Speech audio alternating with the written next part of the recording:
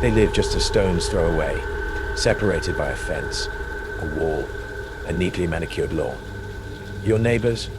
But what dark secrets might fester behind their smiling greetings and borrowed cups of sugar? Welcome, dwellers of the cul-de-sac, to Nightmare True Horror. Tonight we peer over the fence into 4 true stories where the person next door became a source of unimaginable dread. What unsettling encounters have you had with those who share your property line? What strange sounds have drifted from their homes in the dead of night? The comments below are a place for your own hushed neighborhood confessions. If the chilling possibility of a monster living next door intrigues your darkest curiosities, consider this your invitation to subscribe. For the tales we've cultivated tonight are particularly disturbing, and the final, most shocking revelation about who truly resides nearby is a truth you'll want to stay for, to fully understand the terror that can live just across the yard. The old just across the yard house in the Vermont countryside was meant to be my sanctuary, a place where a burnt-out journalist could finally write a novel. Its best feature wasn't the charming, crooked floors or the stone fireplace. It was the garden, a sprawling, chaotic masterpiece of color and life that wrapped around the house like a protective embrace. The realtor told me the gardener, a man named Mr. Abernathy, came with the property. Been tending that soil for 40 years, she'd said. He's a local legend. Mr. Abernathy was a whisper of a man, thin and weathered as an old tree branch, with hands that seemed permanently stained with soil. He moved through the garden with a quiet, unnerving grace. For the first few weeks, his presence was comforting. But then I started to notice things. I was in my office one afternoon, staring at a blinking cursor, when I heard the sound of shears snipping right outside my window. Snip, snip, snip. It was a crisp, rhythmic sound. But when I looked out, Mr. Abernathy was on the other side of the yard, tending to the roses, his shears resting in a bucket beside him. I scanned the yard, my heart picking up its pace. Nothing, just the wind rustling the leaves. I told myself it was my imagination, the acoustics of an old house. But then came the feeling of being watched. I'd be washing dishes, and I'd see a flicker of movement through the kitchen window. Mr. Abernathy, pausing in his work, his head tilted as he stared at the house. He'd always look away the second I saw him, but the intensity of his gaze lingered long after. His questions, once benign, started to feel like interrogations. "You're a writer, then?" he'd asked, his voice a dry rasp. "Spend a lot of time alone in the house, do you?" One morning I found a small clay garden gnome sitting on my front porch, facing the door. I hadn't seen it in the garden before. I moved it to the flower bed. But the next day, it was back on the porch, its cheerful, painted smile now seeming like a grotesque leer. I started to feel like a guest in my own home, my every move silently observed and judged by the garden's quiet keeper. The unease curdled into genuine fear. I'd find freshly dug holes in the vegetable patch, deep and rectangular, that would be filled in by the next morning. When I asked him about it, he'd just smile his thin, bloodless smile and say, "Just aerating the soil. It needs to breathe." He started leaving gifts on my doorstep. A perfect blood-red tomato, a bundle of lavender tied with twine, a single, flawless white rose. They were beautiful, but they felt like offerings left at a tomb. My friend Chloe, who I called in a fit of paranoia, told me I was being ridiculous. "He's a sweet old man who likes his job," she'd said. "You've been watching too many horror movies." Maybe she was right, but I started locking my doors during the day. I avoided the garden, the very place that had drawn me to the house. It no longer felt like a sanctuary. It felt like a beautiful, sprawling trap, and Mr. Abernathy was the patient spider at its center. The storm that broke the drought also broke my sanity. A violent thunderstorm rolled in one night, the wind howling like a banshee. I remembered I'd left a canvas chair out on the patio. I pulled on a raincoat and ran outside, the rain cold and stinging against my face. As a flash of lightning illuminated the yard in a stark, terrifying glare, I saw it. A section of the old stone wall at the very back of the property, a part I'd never explored. was crumbling, and behind it, nearly swallowed by ivy, was the dark, weather-beaten wood of a small door. It was a shed, one the realtor had never mentioned. After the storm passed, I found myself drawn to it. The air was thick with the smell of wet earth and ozone. I pushed through the overgrown ivy, my heart hammering. The shed door was secured with a heavy, rusted padlock. On an impulse, I grabbed a large rock and brought it down on the lock. It broke open with a sickening crunch. The smell that hit me was overwhelming. Not just mildew and dirt, but something else. Something sweet and cloying, like rotting flowers. The shed was filled with gardening supplies, but they were arranged with a disturbing neatness. Rakes and hoes hung on the walls in perfect, descending order of size. But on a dusty shelf in the back, there was a collection of small wooden boxes. My hands trembled as I opened the first one. Inside, nestled on a bed of dried leaves, was a woman's silver locket. In the next box, a child's worn, one-eyed teddy bear. In another, a pair of men's reading glasses, one lens cracked. Each box contained a single personal item, a trophy. Under the shelf was a stack of old leather-bound photo albums. I opened one. It was filled with pictures of a smiling, happy family. A man, a woman, and 2 young children, posing in the garden. My garden. In the background of a photo of the little girl on a swing, I saw him. Mr. Abernathy, a younger version, partially obscured by a rose bush, watching. I flipped to the last page. It held a single pressed flower, a white rose. I grabbed another album. A different family, an elderly couple. The same photos, the same garden, the same silent watcher in the background. Their album also ended with a pressed flower, a blood-red lily. Then I heard it, the soft crunch of footsteps on the damp ground right outside the shed. I wondered when you'd find my little museum. Mr. Abernathy's dry voice rasped from the other side of the door. Most people never appreciate the history of the soil. Panic, cold, and absolute washed over me.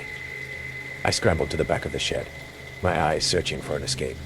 There was a small, grimy window, boarded up from the outside. I threw my shoulder against the wall, and the rotten wood gave way with a splintering crash. I crawled through the opening, thorns and branches tearing at my skin and clothes. I ran, not toward the house, but over the back wall, through the dense woods, not daring to look back.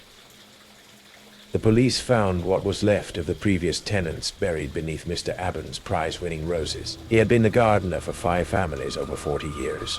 When he decided they were weeds in his perfect landscape, he would prune them, enriching the soil with their bodies. The personal items were his mementos, and the pressed flowers were his way of marking a completed project. I live in a concrete box in the sky now. My only plant is a plastic succulent. I tell myself I'm safe, that the man who tended the garden of bones is locked away forever. But this morning, a small unmarked box was delivered to my high-rise apartment. My doorman said a courier left it. Inside, nestled on a bed of black satin, was a single, perfect, freshly cut flower, a night-blooming cereus. A flower that blooms only once in the dark before it dies. Attached was a small, neatly printed card. It read, "For the new collection." It's unsettling to think these events truly unfolded so close to home. And believe me, there are more horrifying truths lurking behind everyday doors, waiting to be revealed. The suburban morning was perfect. Birds chirping, lawnmowers humming in the distance, and the smell of fresh coffee drifting from my kitchen window. I was finally settling into life on Oakwood Drive after months of apartment hunting. Grateful for the quiet neighborhood and friendly faces. My next-door neighbor, Carl, had been particularly welcoming, always ready with a wave and a smile when I checked my mail. I just sat in the street and went off. I won't say what favorite shouting I. That's when I heard it. A muffled thudding sound coming from somewhere beneath my feet, rhythmic and deliberate, like someone methodically hammering metal against wood. The sound seemed to pulse through the ground itself, vibrating up through my floorboards in a pattern that felt almost purposeful. It lasted maybe 30 seconds before stopping abruptly. leaving behind a silence that felt heavier than before. I paused, coffee mug halfway to my lips, straining to hear more. What kind of home improvement project would make such a sound? And why did it seem to be coming from Carl's direction? I'm Sarah Mitchell, a 28-year-old marketing coordinator who just bought my first house in this quiet Columbus suburb. Carl Henderson lived in the identical ranch home next door. A soft-spoken man in his 50s who worked from home doing consulting work he never quite explained. He'd helped me move my couch on the first day, brought over a casserole on the second, and had been nothing but neighborly ever since. You should come over for coffee sometime, Carl said that afternoon as we both collected our mail. I'd love to show you my workshop. I've got a basement full of interesting things. Tools, projects, collectibles. Most people find it fascinating. The way he said interesting things lingered in my mind. There was an eagerness in his voice, almost childlike, as if he was excited to share a secret. When he invited me over the next morning, I accepted readily, curious about what kind of hobbies kept him so busy. Carl's living room was immaculate, but oddly impersonal. No family photos, no personal touches. Just generic furniture that looked like it came from a showroom floor. He poured coffee from an expensive machine, his movements precise and practiced. As we chatted about the neighborhood, I noticed how his questions always circled back to me. Did I live alone? What were my work hours? Did I have family nearby? The real treasures are downstairs, he said, standing and gesturing toward a door I'd assumed led to a closet. I've been collecting for years. Each piece has its own story. The basement stairs creaked under our weight as we descended into darkness. Carl flicked on fluorescent lights that buzzed to life, revealing a space that made my blood run cold. The concrete walls were lined with pegboards holding tools I couldn't identify. Some looked medical. Others appeared to be modified hardware store items. Workbenches displayed an array of restraints. Handcuffs, rope, leather straps with buckles worn smooth from use. In the center of the room sat a modified reclining chair with additional straps bolted to the arms and legs. Above it, a series of pulleys and chains hung from the ceiling, like some twisted medical apparatus. Impressive collection, isn't it? Carl said, his voice carrying a pride that chilled me to the bone. I've been acquiring pieces for over a decade. Each one serves a specific purpose. I backed toward the stairs, my heart hammering. What do you use all this for? His smile was patient, almost paternal. You never know when you might need them. I believe in being prepared for any situation that might arise. The casual way he delivered those words made my skin crawl. I glanced around the room again, noticing details that painted a horrifying picture. Stains on the concrete floor that had been scrubbed, but not completely removed. A drain in the center of the room. And in one corner, what looked like a collection of driver's licenses scattered on a workbench. This is quite something, I managed, forcing my voice to remain steady. I should probably head back home now, so soon. Carl stepped between me and the stairs, his demeanor shifting subtly. The friendly neighbor mask was slipping, revealing something calculating underneath. I was hoping we could discuss your situation. New to the neighborhood, living alone, working from home. It can be dangerous for a young woman in your position. The way he cataloged my vulnerabilities made my stomach turn. I realized with growing horror that Carl had been studying me since the day I moved in, learning my routines, assessing my isolation. My sister's expecting me to call. I lied, edging toward the stairs. She worries when she doesn't hear from me. No, she doesn't. His voice was calm, matter of fact. You mentioned you don't have much family. No boyfriend. Few friends in the area. You're quite alone, Sarah. Perfect for someone who values privacy. The clinical way he discussed my isolation made terror surge through my veins. I bolted for the stairs, but Carl was faster than his mild appearance suggested. His hand clamped around my wrist with surprising strength. Don't make this difficult, he said, reaching for something on the nearest workbench. I've been planning this since you moved in. New neighbors are always such a gift. I drove my elbow backward, connecting with his ribs. He grunted and loosened his grip just enough for me to break free. I scrambled up the stairs, taking them 3 at a time, with Carl's footsteps pounding behind me. I burst through his front door and sprinted across both yards to my house, my hands shaking as I fumbled with my keys. Behind me, I could hear Carl's voice, calm and patient. "You can't hide forever, Sarah. I know your schedule." Inside my house, I immediately called 911, my voice breaking as I tried to explain what I'd seen. The police arrived within minutes, but when they searched Carl's basement, they found it transformed. The restraints were gone, replaced by normal woodworking tools. The modified chair had been switched out for a regular workbench. Only the stains on the floor remained, which Carl explained as old paint spills. "I'm afraid your neighbor might be having some kind of breakdown," Carl told the officers, his concerned neighbor act flawless. "Moving stress can cause paranoid episodes. I only invited her for coffee to be welcoming." Without physical evidence, the police couldn't act. They filed a report and advised me to contact them if I had further concerns, but I could see the skepticism in their eyes. That night, I packed my most essential belongings and drove to a hotel. I never returned to Oakwood Drive, abandoning my mortgage and most of my possessions. The fear of what Carl might do if I tried to retrieve them was overwhelming. 3 weeks later, I read about a missing woman from Carl's neighborhood, a jogger who'd vanished during her evening run. The police had no leads, no evidence of foul play, just another person who disappeared without a trace in what everyone considered a safe suburban community. I contacted the investigating detective and shared my experience, but without evidence from that day in Carl's basement, my story was just hearsay.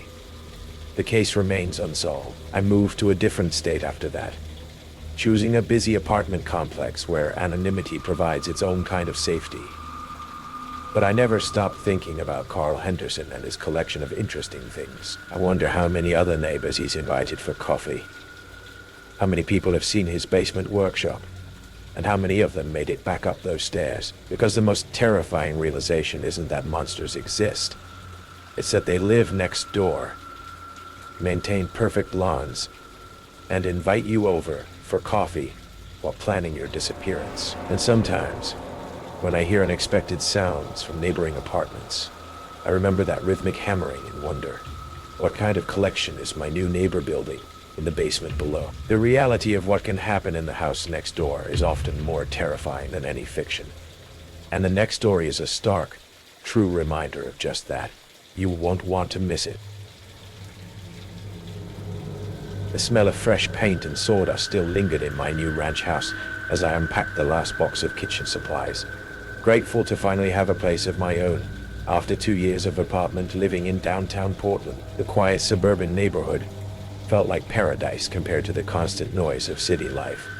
Tree-lined streets, well-maintained yards, and the kind of peaceful atmosphere where children could ride bikes safely after dark. That's when I heard it.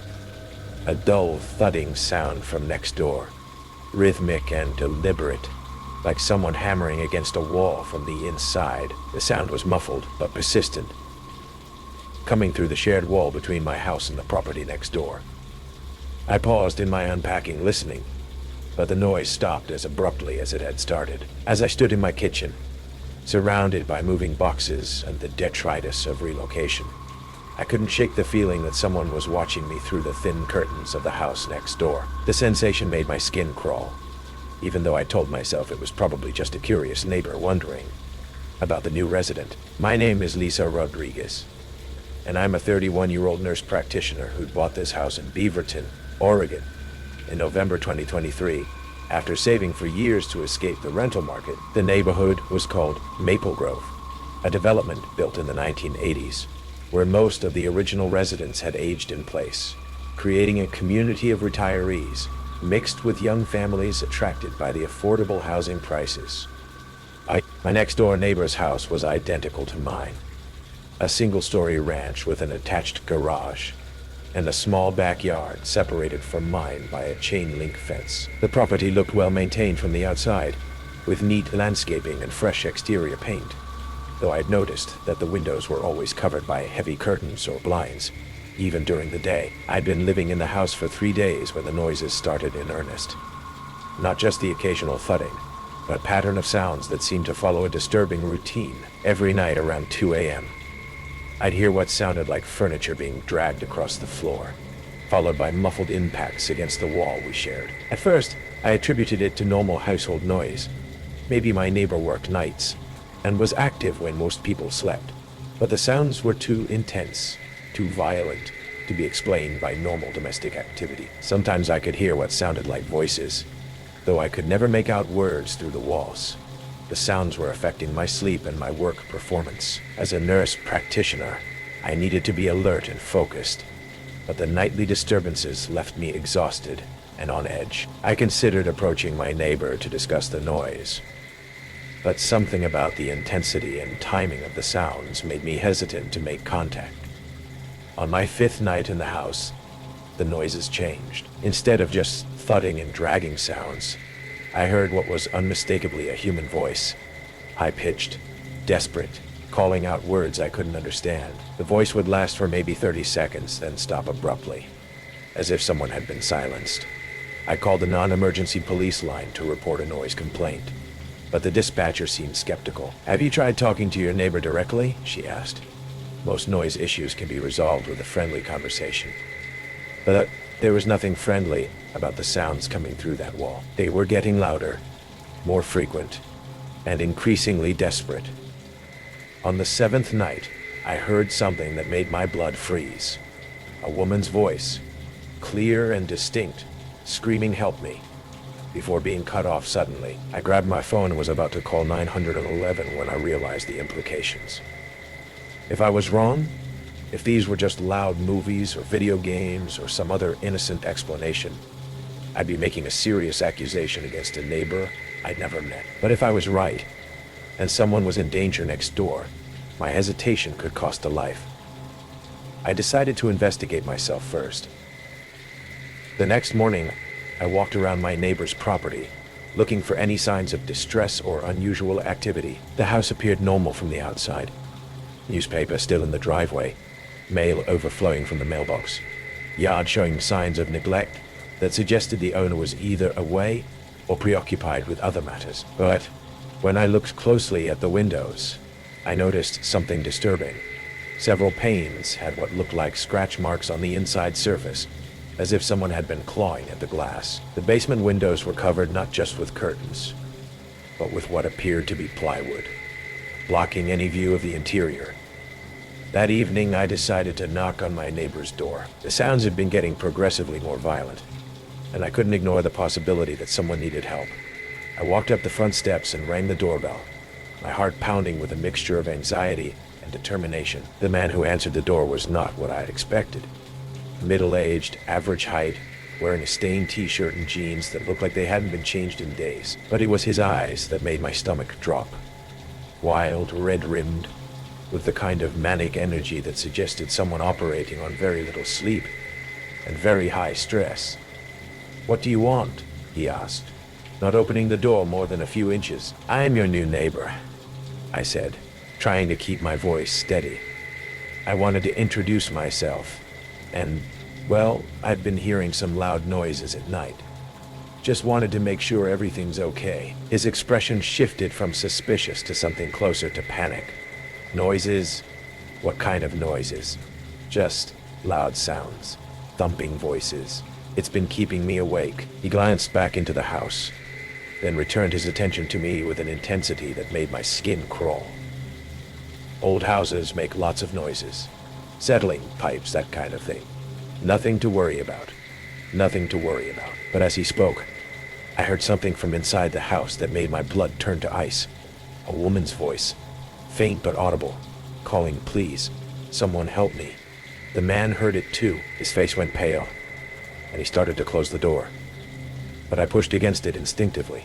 "Wait," I said. "That voice is someone in trouble. You need to leave," he said, his voice suddenly harsh and threatening. "Mind your own business and stay away from my property." But I'd seen enough. The terror in his eyes, the desperate voice from inside the house, the scratch marks on the windows. Everything pointed to a situation that required immediate intervention. "I'm calling the police," I said, backing away from the door. "You do that," he replied, but his voice carried a threat. "But remember, you're the one who came knocking on my door." You're the one who won't mind her own business. I ran back to my house and called 911, reporting a possible kidnapping or domestic violence situation. While I waited for police to arrive, I positioned myself at my kitchen window, where I could see my neighbor's house. Within minutes, I saw lights going on and off rapidly, and I could hear muffled sounds of activity, furniture being moved, doors slamming, what sounded like someone being dragged across the floor. Police arrived within 10 minutes, but by then, the house next door had gone completely silent. Officers knocked on the door, identified themselves, and eventually received permission to search the property. What they found in the basement was a makeshift prison, a room with reinforced locks, soundproofing materials, and evidence that someone had been held there against their will. They also found Jessica Martinez, a 26-year-old woman who'd been missing from Portland for 3 weeks. She was dehydrated, traumatized, but alive. My neighbor, Robert Chen, was arrested for kidnapping, false imprisonment, and a dozen other charges related to what investigators later determined was a planned human trafficking operation. The investigation revealed that Chen had been using his house as a temporary holding facility for women who were being transported through Oregon as part of a larger trafficking network. Jessica was the 4th victim he'd held in that basement room, though the others had been moved to different locations before I'd moved in and started hearing the sounds. Jessica later told police that she'd been screaming for help every night, hoping that someone would hear her and call for assistance. My decision to investigate those noises had literally saved her life, but the experience left me permanently changed. Every unexpected sound, every unusual noise from neighbors, every instance of hearing something that doesn't quite fit normal household activity triggers an immediate anxiety response. The knowledge that horror can exist just a few feet away, hidden behind ordinary suburban facades, fundamentally altered how I view the world around me. 6 months later, I moved to a different neighborhood, but I still wake up sometimes at 2 a.m., listening for sounds that shouldn't be there, because I learned that the most terrifying truth about evil is how easily it hides in plain sight, how it can operate for weeks or months in ordinary neighborhoods, while neighbors go about their daily lives completely unaware of the suffering happening just beyond their walls. And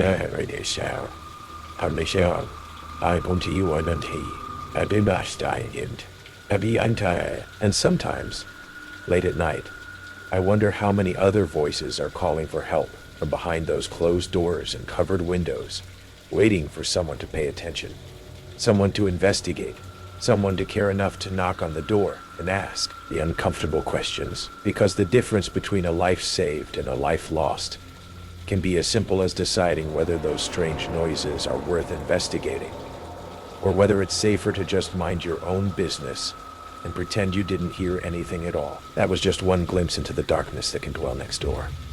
Are you ready for another? Because the next chilling true neighbor horror story is coming right up. The hallway lights flickered as I climbed to the 3rd floor, arms aching from the heavy package wedged against my chest. That's when I heard it, a soft scratching sound coming from behind 3B, like fingernails dragging across wood. I paused, listening, but the sound stopped abruptly. The delivery driver had seemed nervous when he handed me the package, glancing over his shoulder before hurrying back to his truck without waiting for a signature. Now, standing in the dim hallway, I understood why. Something about this building felt wrong tonight. I'm Sarah, 26. Been living in this converted warehouse apartment complex in Portland for about 8 months. Kind of place where you nod politely at neighbors in the elevator, but never really get to know anyone. I work remotely as a graphic designer, which means I'm home most days. But I'd never seen the guy in 3B. His name on the package read Marcus Webb. Definitely not familiar. The package was surprisingly heavy for its size, wrapped in brown paper with no return address. Just Marcus Webb, Unit 3B, and my building's address. I knocked on his door, expecting a quick handoff and maybe an apology for the mix-up. The door opened before my knuckles finished the second knock, like he'd been waiting right behind it. Marcus Webb was probably mid-30s, pale, with thinning brown hair and eyes that seemed to take in every detail of my face instantly. His smile was too wide, too eager. "Oh my God, thank you so much," he said, practically bouncing on his feet. "I've been waiting for this all week. You have no idea how important this is." I held out the package, but instead of taking it, he stepped back and gestured me inside. "Please, come in. Let me get you something to drink. It's the least I can do." The smell hit me first. A sharp chemical odor mixed with something sweet and rotting. I hesitated at the threshold, but Marcus was already walking toward what I assumed was the kitchen, talking rapidly about how unreliable delivery services had become. His apartment had the same layout as mine, but that's where the similarities ended. The living room was cluttered with items that made no sense together. Glass beakers on the coffee table, rolls of plastic sheeting stacked against one wall, and at least a dozen unmarked amber bottles lined up on the windowsill. A large freezer hummed loudly in the corner, which seemed odd since the kitchen was in the next room. "Sorry about the mess," Marcus called from the kitchen. "I'm between projects right now." I set the package on his coffee table, next to what looked like a small medical scale. "What kind of projects?" "Oh, chemistry stuff. Freelance work." His voice was muffled, like he had his head inside the refrigerator. "I do a lot of specialized cleaning, industrial grade." The freezer's hum grew louder, accompanied by a rhythmic thumping sound from inside. I stepped closer, curious, when Marcus appeared beside me with 2 glasses of what looked like lemonade. "Here," he said, practically shoving the glass into my hand. "Homemade." I accepted it but didn't drink. Something about the way he watched me, the intensity in his eyes, made me uncomfortable. "Thanks, but I should really get going. I've got work to finish." "Just one drink," he insisted, to celebrate my package finally arriving. I glanced at the package, still unopened on the coffee table. "What's in it, if you don't mind me asking?" Marcus' smile faltered for just a second. "Special supplies, hard to get locally." He raised his glass. "To good neighbors." I pretended to sip while watching him drain half his glass. The chemical smell was stronger near the kitchen, and I noticed wet footprints leading from the bathroom to the freezer, even though Marcus's feet were dry. "I really should go," I said, setting down the untouched drink. That's when his demeanor shifted. The eager friendliness evaporated, replaced by something calculating and cold.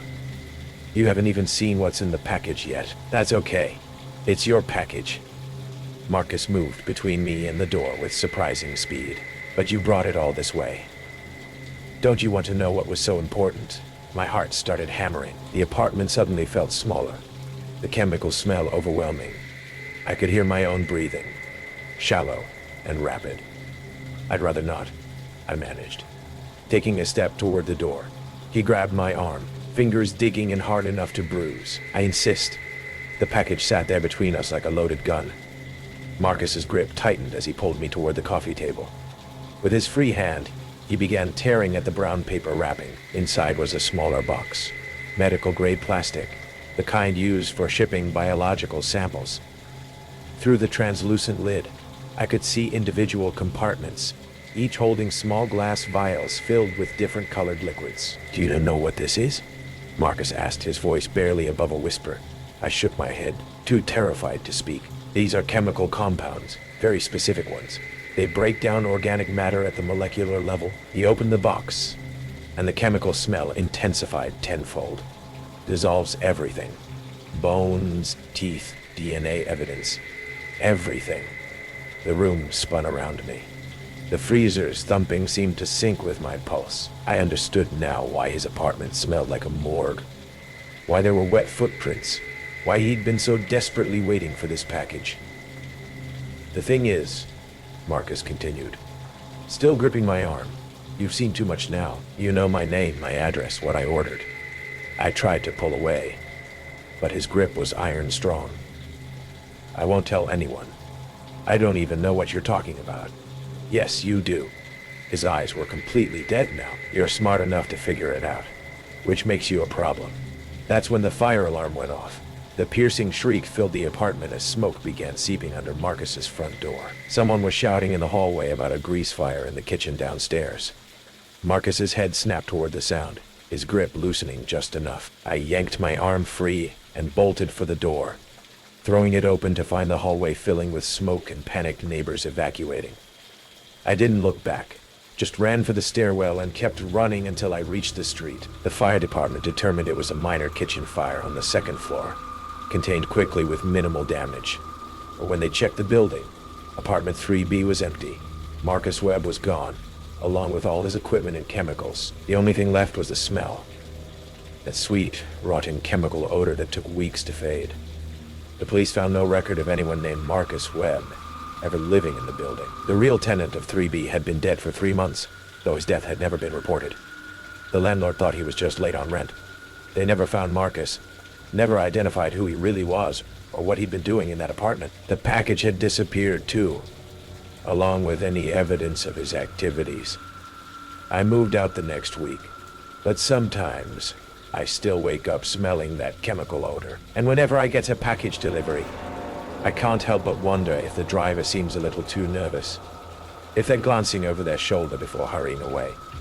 Because I know now that some packages aren't just misdelivered by accident. Sometimes they're placed deliberately, a test to see who's curious enough to knock on the wrong door.